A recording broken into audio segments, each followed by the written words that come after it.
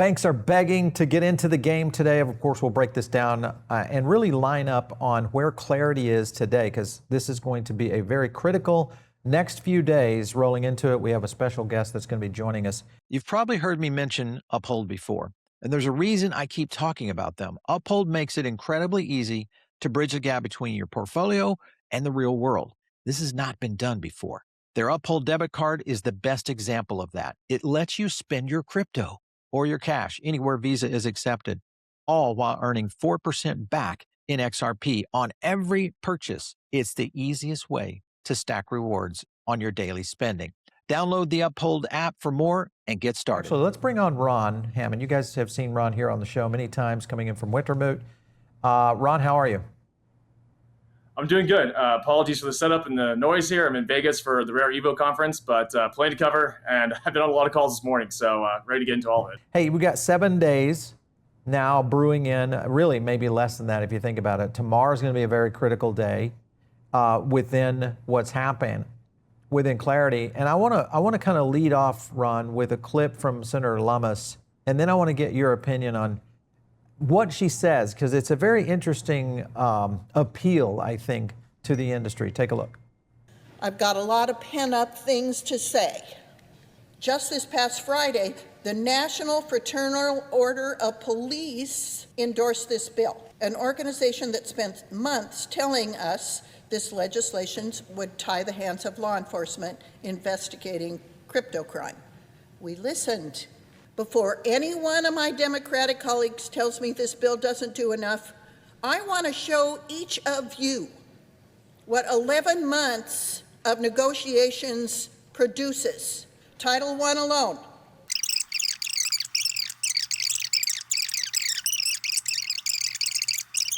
We added 23 additional sections combating illicit finance, including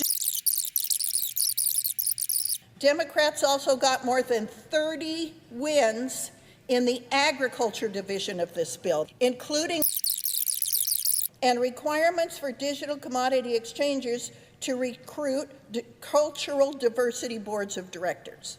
Every single one of those items was something my colleagues across the aisle insisted on. Nowhere are our concessions more apparent than on ethics. I put my own relationship with President Trump on the line. So did Bernie Moreno. No sitting president has ever been asked to do such a thing. He's willing to put his existing digital assets in a blind trust or divest himself of them entirely. I still hear that's not enough. I want to be very direct with this chamber because I'm done being careful about this. I have spent my entire term working on this.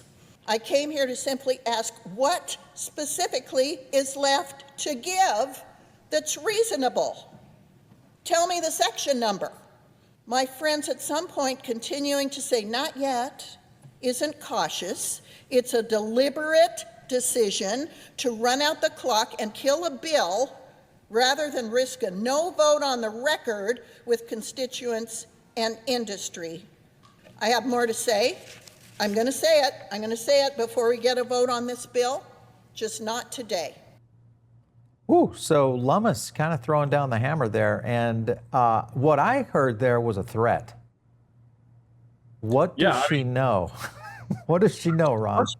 So, I mean, she's frustrated. Candidly, I'm frustrated. A lot of people are frustrated because she's 100% right. I mean, if they want to do like the most pro-industry bill ever, knowing they wouldn't get Democrat support, they could have. But they went the other approach saying, hey, look, we're going to bring Democrats along the way every single time. And this has been happening the past 11 months, to her point. It's been happening for years. I mean, the Fit 21 bill, which is the clarity version before 2 years ago, that was a lot of negotiation with Democrats. And a lot of Democrats did join Representative Hill on that vote for Fit 21. So this has been a Democrat product and Republican product for quite some time. It is frustrating, though, that to her credit, like it's been up to this one moment, and it's politics that gets in the way. And you can give them everything in the store, and it seems like that's still not enough, or they're going to come back with something else. And I'm sure we'll get into more of the yield issue coming back up as well, or prediction markets coming up as well. But there's all these other factors out here that are just trying to kill this bill. And she has done a really good job extending the olive branch at every turn. And unfortunately, it's just the politics and the narrative that's really weighing the Democrats' opinion here to vote for the Clarity Act. And there's not much left that she could do. It's really frustrating. And this all, the blame candidly does fall on the Democrats' lap here for not wanting to play ball. Okay, so this gets a little bit sketchy because could all of this end up backfiring on the Dems, showcasing everything that Trump and the administration has done, along with all these concessions that are in the bill now? Well, she's not individually name calling. Anytime she does, usually name out a senator. Not yet. Maybe that's where her tone's going to be a little more harsh. It's a Midwest nice saying, hey, I can be mean. I'm not going to be mean. But we haven't seen her individually call out certain senators. But, there are some senators that have been along with her every step of the way for this drafting, and their names are nowhere to be found in support at the current moment. So I felt she's probably feeling slighted right now. At the same time, there's all these other Democrats out there who voted for the Genius Act, but each individual one seems to have their own pet project or their own concern. And maybe some versions like this ethic provision or some like this version on yield or DeFi regulation. But there's no, at least, congruency among them, it seems like. Every senator has got a different position. And to your point, this has been happening for months. And so they know the text. They've seen the text. They keep stalling here. But again, it's more just the politics as a whole. And if they wanted to force a vote, it's potentially still in the cards. It could happen next week. But they all know that vote would fail. So that's really the unfortunate part. That's the concern. Kind of so you have a lot of things pushing right now because I think repositioning, and maybe these are for optics. You got Patrick Wick talking about this very point, and that was the enforcement support that we're seeing within this, including the major cities of chiefs association. So that's now in, and this has all been centered around illicit finance. So that was kind of one of the big, hurdles that needed to overcome. And then you also have the issue of some of the things we had to get through, and one of them was the Russia sanctions. That, of course, just got voted on today. We had an 86-12, so that was pretty much a slam dunk, which is what we talked about last week. We said these will go really quickly. They have, in fact, done that, and now you've got nominations. Those will be done very soon. So it doesn't seem like there's too much in the way. Here we are tomorrow on Friday. Could this actually get over to Thune on Friday? I'd say my drop deadline for a vote next week would probably be today. They have to do a 3 series of votes, and that's not including amendments. And obviously, there's going to be a lot of amendments if this does have a chance of actually getting bipartisan support. But again, they know if they press that lever and the Democrats all lock up, which right now every public indication and statement seems like they're going to lock up and say we're against this, even those who were drafting it, like Senator Alsobrooks and Senator Gillibrand, they seem to be in the camp of it doesn't go far enough on the ethics side or more issues on the AML front, or pick an issue. But that's the unfortunate part here is that they're really going to lock up, at least at this point, and that could really jeopardize this moving forward. Even if they tried again after November, that bad taste can really still be in a lot of folks' mouths. And they said, you know what, we just don't want to waste time with the crypto bill. We'll just do this next Congress, which you and I both know, to split Congress, which is the likely scenario. The odds are really there. So that's the most frustrating part. But I think the last thing to mention, too, is that there's a lot of these outside groups, not the senators themselves, too, but there's a lot of outside groups, especially the banks, who've been really pushing this political narrative, knowing it was going to destabilize the bill. And so that's been frustrating to watch because it's not just all politics from the certain senators. It's the other industry groups who want to make sure this also goes through because they didn't get what they want. Well, and you've got a lot of politics being played right now. This was surprising to me because maybe this was an olive branch to the banks. You had Schumer, who sent over to the White House 2 names for the SEC and the CFTC. But the interesting point is the nominees' identities still are very unclear. Do you have any guidance on this? Do you know who it's going to be, who these nominations are? I've heard rumors. I don't think I'm allowed to say them just yet because, again, it's probably just at the rumor stage right now. But I think this is actually really important. I think folks should really look at who these 2 Democrats would go up from the SEC and CFTC, because the question that we have as lobbyists, as well as just folks in the policy space, is this going to be the same ideological viewpoint that Gary Gensler had? Or is this going to be kind of more of a Ross and Benham CFTC, maybe more open to crypto Democrat? Because that shift really dictates what a Democrat administration SEC could look like in about 2 to 4 years. So it seems like it's going to be going the more direction of more pro-industry, or at least not saying crypto is all fraud and securities and should go away instantly. So I would look at groups like Better Markets. That's the more progressive financial services group out there. And if they're angry about the Democrat nominee, which they've put some articles out in the past of potential future nominees, and I think that's a very telling sign that they're not happy with the direction. But at least for the industry side of things, that position has lost in the courts. It lost with the Gensler era, and we're ready for a fresh face on the Democrat side, and could be actually a pretty positive shift. So fingers crossed. When do you think we would get those names? I'm surprised they're not out publicly right now, honestly, but it should be pretty soon. But there's the whole Trump's got to give the green light and such like that. So the White House does have to have some say in this to go forward. But overall, I don't think that's going to be an issue. But there's a lot going on too, so we'll see. So Coinbase expects this on Monday. You're saying that actually you think the vote has to happen today or tomorrow, or is it today? I would say the announcement for the vote should happen, if it is going to happen, would happen today. And that would mean next week, on Monday, Tuesday, to Coinbase's point, they're probably right, that would kick off the process. But it's like a multi-day process probably. Okay, so there's a lot of speculation and some reports out there that there are 10 Democrats that are actually ready to vote for Clarity Act, right? Is there some truth in this? Yeah, I think, at least a lot of conversations I've been having, it's been... it's the ethics piece, but for a lot of Democrats, not every single one out there, there's 18 that voted for Genius. I'd say there is a universe of 10 Democrats that if in the end the ethics piece is solved, then they're good to go. And that would put us very close to the line of getting this bill passed. We also have to remember there's going to probably be a couple of Republican defections. And again, we'll get into the banks later on, but like that, they're really stepping the gas right now. So I think there is a realm, at least from our math, that gets us to 60, 61. But that's very slim margins here. Okay. Also, I will say too, if the more senior Democrats or we start seeing a kind of Genius Act situation where one or two senators start voting for it, and then the Democrats feel politically like, oh, more of us can vote for it, it's going to pass anyway, then that can cascade into a lot more votes. But it kind of the Democrats be the first one out there. Okay, so listen, you just said some things that are important, I think, and that is. The Republican side. We'll talk about that for a second. Who do you think on the Republican side would possibly deviate away?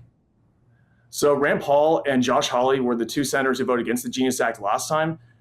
A little frustrating because they come from a more libertarian angle here, which that's more what this space is anyway. But for their point, either stablecoins are creating a central bank digital currency or creating onerous regulations. And they're that libertarian where they're at least at the point saying any regulation is bad. And we're just like, well, we kind of need at least some guardrails here. That's what we're asking for. So I look at those two. And then I would look, this is the Senate. So remember, these are older folks who've dealt with the banks in some cases for 40, 50, 60 years. Some of these older, I would say more Midwest Republicans, I don't want to say anything names out loud because again, these conversations are still happening. But I would say there's a couple senators on the Republican side that I've had conversations with the chief of staff, including like this morning, that they're saying, hey, we're getting hit up by a lot of bankers from our state. And they're saying, we're being told all rural lending is going to go away. And we heard that the crypto industry is trying to screw over the banks. And they don't mention anything about the yield deal. They don't talk about any of the negotiations that happened for the past months prior. Because a lot of these senators, aren't in the trenches like the 26 or 28 were for the Banking Committee and the Agriculture Committee. A lot of these senators are brand new to the issue. They don't really know Clarity too much. Again, they have had their staff at interactions, but they haven't vote until potentially next week. And so a lot of these Republicans are now hearing from different constituencies, but they don't know the whole backstory. So I've had a lot of explaining calls recently with a lot of Republicans being like, hey, here's how we got to the yield issue. And it wasn't a giveaway to the crypto industry. Like we fought this for a little bit, but we decided to actually make a negotiated deal with the White House and the banks. And the banks now are reneging on their issue. And if you pull up like or Bloomberg or anything kind of DC right now, you're going to see Clarity, ethics, yield issues from the banks all over the ads. So they're really pushing hard still, trying to target those newer senators that just haven't been in the trenches and don't know the backstory. Do you think that we will get an ethics deal tomorrow? Do you feel like that's close, at least on the final push? Yes, where it gets a little, this has been the past 24 hours. So Senator Lummis, to her floor speech, she also went on Crypto in America this morning. And she almost dismissed the Tillis, also Brooks ethics push that's happening right now. Allegedly, those two senators and Ruben Gallego worked on a separate ethics deal. They sent that up to the White House. We're waiting for that response from the White House. But Senator Lummis said that she believes that her and Brie Moreno's, the Republican, quote, quote, ethics deal is actually better. So it's a little weird. There's a split right now. But also behind the scenes, there's some drama that's happened in the past hour with Todd Blanche, the DOJ nominee, and Trump pulling his nominee because it's Senator Tillis and Senator Cornyn. So there's also some bad blood politically on unrelated issues that could affect Tillis' standing to the White House. So I'm very curious to see what the White House says. All right, well, listen, I want to play a clip for you because this goes back to your point on the banks, but it's interesting. This is the first time I've heard Rob Nichols actually talk positively about Clarity. Take a look.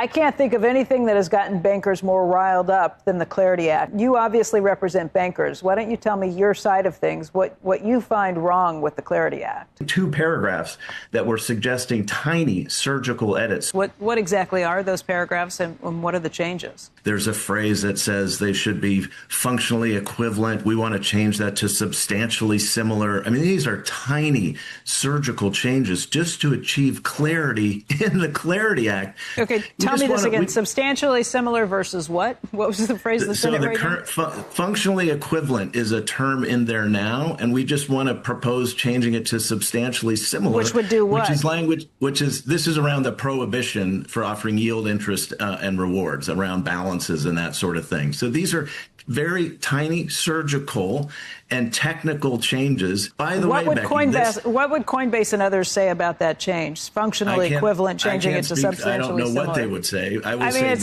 just such legalese. What does the difference mean? Tell me why you want to change to that. I mean, I think I'm pretty empathetic to your cause on all of this, but explain to me. All right, so she's trying to get it out of him. He's not giving it up much. What does that mean to you, Ron?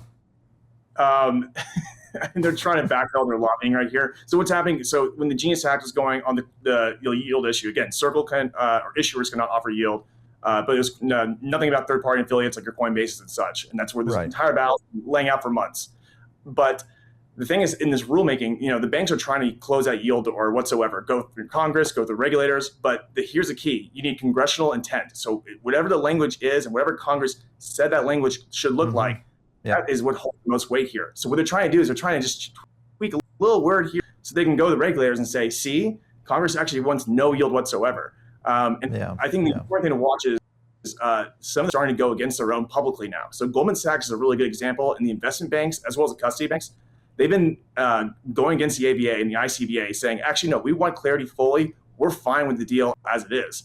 And that's because they're not as much retail facing here. And I think it's a lot of these larger institutions, they want to play the long game here and say, hey, you know what? We're willing to kill the Clarity Act if it means we have a chance in about 6 to 8 years getting whatever the Congress looks like to ban yield then. So they know this is a long game. There's billions of dollars on the line here. And the investment banks are tired of playing their game, it seems like. And they're saying, hey, we're going to actually go against what the trade associations that we are part of are saying. So I think it's a really important schism to watch because it's definitely retail and custody versus more custody and investment banks versus the retail-facing banks.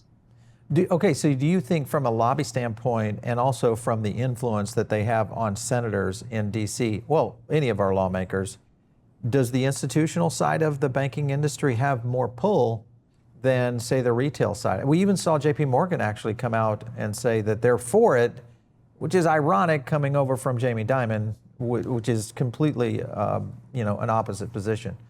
What do you think? Yeah, it will be the first time that's happened where the lobbyist telling something completely opposite of what their CEO said. But, I'd say it's kind of hard. I mean, I'd say community banks hold a lot more weight because they do kind of bring the constituency element to it, especially, again, for more of the Republicans in rural states.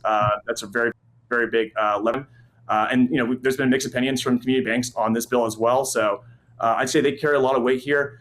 But, lastly, I would say that, even the banks themselves, they've definitely gone down in status, especially among Republicans. But just generally, the trust in them on the lobbying side, policy side, is not as strong as it used to be, 10 years ago. That's through a series of, traps they fell into, unfortunately, on their end. But, we're kind of in a stronger position here. And the most important thing, too, is that the folks who made this deal, Senator Tillis and Senator Alsobrooks, have publicly said multiple times, this is done. We have made this yield negotiation piece, and that's how it is. And where the banks are not happy with that still, even though it was a negotiation they were part of, and so now they're trying to pick off all these other senators that were just not in the trenches and telling them, hey, there's a huge yield issue. And so that's where now I'm getting these calls. The other lobbies are getting calls from staff and such saying, what is this? And that's the new bank lobby approach, because they think that's the only way they're going to have success trying to close this loophole or potentially killing the bill until when they have it more favorable in their stance to try again through legislation to kill it. Well, to get it aligned, guys, I would invite everybody to go over to Stand With Crypto. You can do that, .org. This is Coinbase's site. You can fill out a quick form on this, on filling out your name, email, your address, and then it's going to show your senators, and then it's going to generate an email for you. So that's going to help at least to let, because this is the combat that we're facing right now, is senators that may not necessarily know, and they are getting a lot of inbound coming in from the local ABA and regional associations to kind of pressure on these rural communities. So it is something out there that you guys have to be aware of. Do you think this recess could get canceled? Do you think could anything change in that format that would elongate this out any?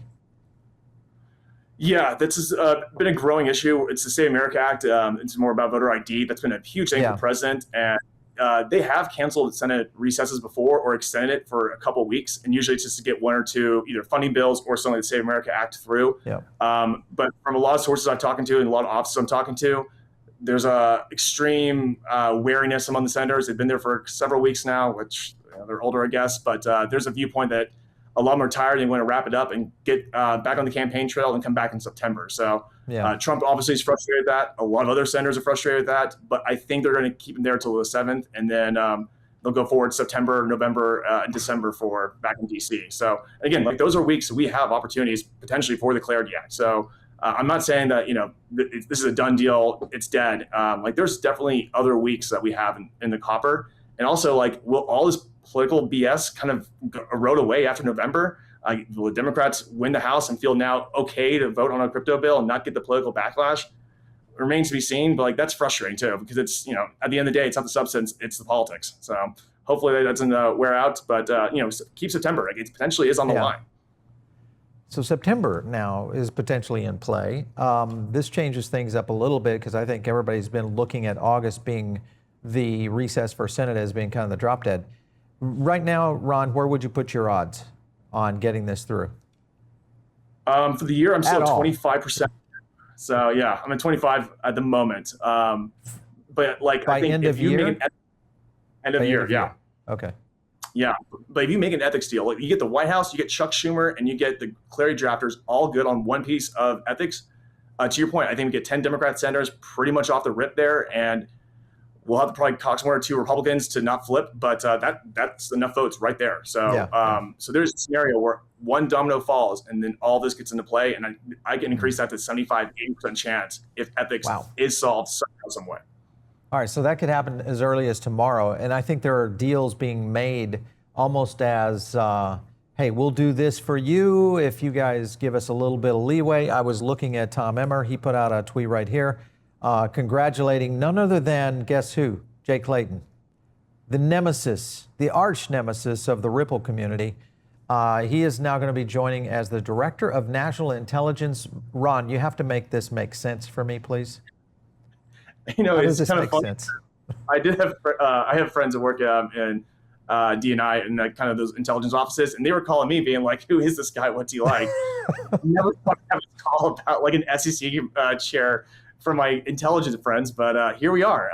So and I've met with him several times. I've engaged with him. People do have mixed opinions, and rightfully so, on his track record.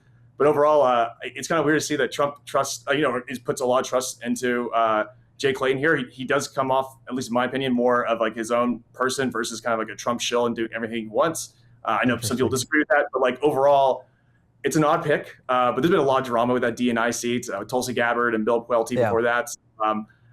He seemed as more a calmer voice versus the previous two, and that's probably why he's there. But it is odd to go from Scary's Law now doing national intelligence. Yeah, it's an odd pick. Speaking of odd things, you've got two crypto PACs now launching another fund to boost Republican candidates in Michigan and Iowa. Why do they care about Michigan and Iowa right now? Those are two really big states right now, especially on the Senate side. There's a lot of questions of, are the Democrats going to get actually the Senate and the House next year?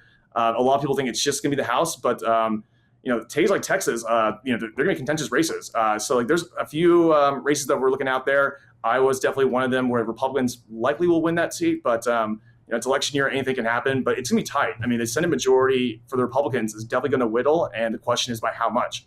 So I look at New Hampshire as well. That's going to be a contentious race. And we'll see, kind of what Georgia, especially Georgia, is going to be really contentious with senators up there. And both those senators are on the Maine committee and have been involved in Clarity Act discussions. They haven't crossed the line yet. So like for these crypto PACs, they can carry some weight here because those folks want their money. Yeah, for sure. Okay, Ron, I have a question for you. If Thune doesn't get this up for a vote, let's just assume that he doesn't get it up for a vote at all, what kind of consequences would that be in reference to the Republicans in general? Is that really bad for them based on their donors, or how would this play out? Yeah, this is also the thing we're seeing with the kind of lobbying world, where it's also talking to politicians, but it's a lot of talking to the media and a lot of narrative building here, because we're seeing some of the Democrats saying, hey, actually, a lot of this falls to Trump. Actually, it's Trump who didn't make the ethics deal. He's the one to blame here. But candidly, that narrative is not holding weight right now because it's the Democrats who've been delaying this for months now, holding up on one issue or the other. There could be a situation where this falls in the Trump lap, and the Clarity drafters, as well as folks who made this deal, are saying, Trump, we just need your signature. And if he withholds, then it's Trump's fault potentially for this bill not moving forward. But right now, it's definitely more on the Democrats here, and every single side, it's their fault. All right. Well, you have more piling on to this. Now only it's the national stage with John Oliver's show actually airing the crypto dirty laundry out there. And then, of course, that is targeting the Clarity Act now on a major news roundup here. So does this now create more sentiment? I'm sure this was all orchestrated by the banks, but does this create more sentiment that starts to maybe inform, like you're saying, senators who just don't know? Yeah, this is very common, unfortunately, where we see it's usually 60 Minutes, John Oliver, Jon Stewart, and a few other ones over the years. But hypothetically, the vote on Clarity could be next week.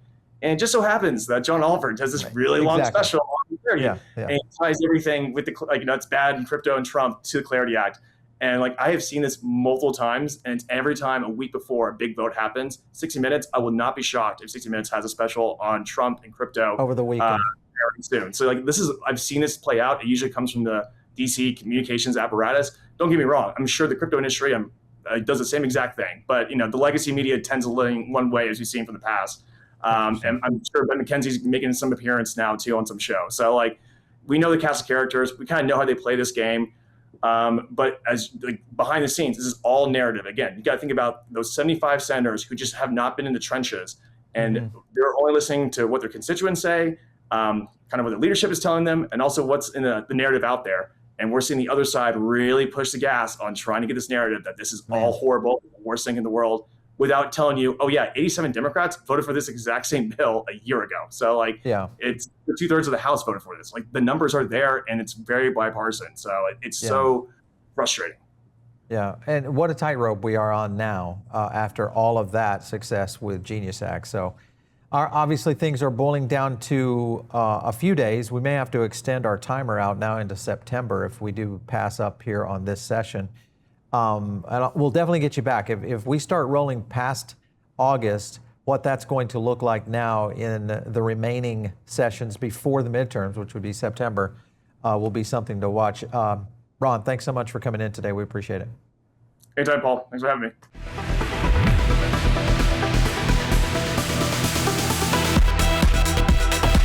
If you like this video, hit like and subscribe, drop a comment down below, and also join our free private member group. The link is in the description.